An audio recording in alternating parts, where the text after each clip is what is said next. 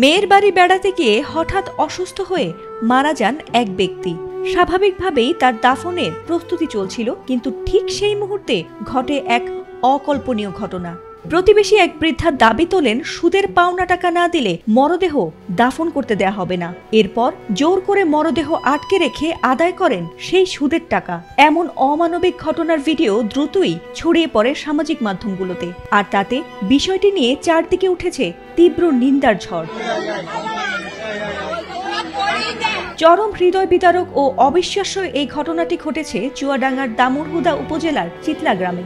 ভিডিওতে ওই বৃদ্ধাকে মরদেহ দাফনে বাধা দিয়ে সুদের টাকা আদায় করতে দেখা যায়। এরপরই তীব্র জনরোষে সটকে পড়েন ওই নারী। জানা গেছে, চিতলা গ্রামের রাজমিস্ত্রি হারুন গত শনিবার মেয়ের বাড়ি বেড়াতে গিয়ে স্ট্রোকে মারা যান। রোববার সকালে তার মরদেহ গ্রামে আনা হলে শোক সন্তপ্ত পরিবার দাফনের প্রস্তুতি নিচ্ছিল, কিন্তু ঠিক সেই মুহূর্তেই প্রতিবেশী মর্জিনা খাতুন দাবি করেন, ওয়ালটন এখন দেশের সীমানা পেরিয়ে পৌঁছে গিয়েছে 50টিরও বেশি দেশে। ওয়ালটন, ঘরে ঘরে, বিশ্বজুড়ে। মৃত হারুনের কাছে তিনি সুদের 15,000 টাকা পান, আর সেই টাকা পরিশোধ না করলে মরদেহ দাফন করতে দেয়া হবে না। এ ঘটনায় গোটা গ্রামে চরম উত্তেজনার সৃষ্টি হয়।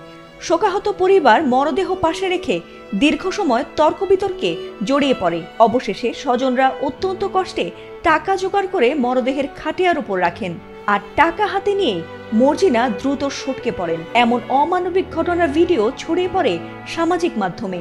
মুহূর্তেই সৃষ্টি হয় তীব্র নিন্দা ও ক্ষোভের ঝড়। অনেকেই একে সমাজের জন্য লজ্জাজনক ও ঘৃণিত ঘটনা হিসেবে আখ্যা দিয়েছেন। পরিবার সূত্রে জানা গেছে, হারুন জীবিত থাকতেই আসল টাকা শোধ করেছিলেন, তবে মৃত্যুর পরও মরদেহ আটকে সুদের টাকা আদায় করা চরম লজ্জাজনক। এছাড়া মর্জিনা খাতুন দীর্ঘদিন ধরে সুদের ব্যবসা করছেন এবং গ্রামবাসীকে নানাভাবে হয়রানি করছেন বলে অভিযোগ রয়েছে। এই ঘটনা শুধু একটি পরিবারের নয়, বরং পুরো সমাজকেই নাড়িয়ে দিয়েছে। সুদ কিভাবে মানুষকে অমানবিক করে তুলছে তার জ্বলন্ত প্রমাণ হয়ে রইল চুয়াডাঙ্গায় ঘটে যাওয়া এই হৃদয় বিদারক ঘটনাটি। ফাতিমা সুলতানা, এটিএন বাংলা।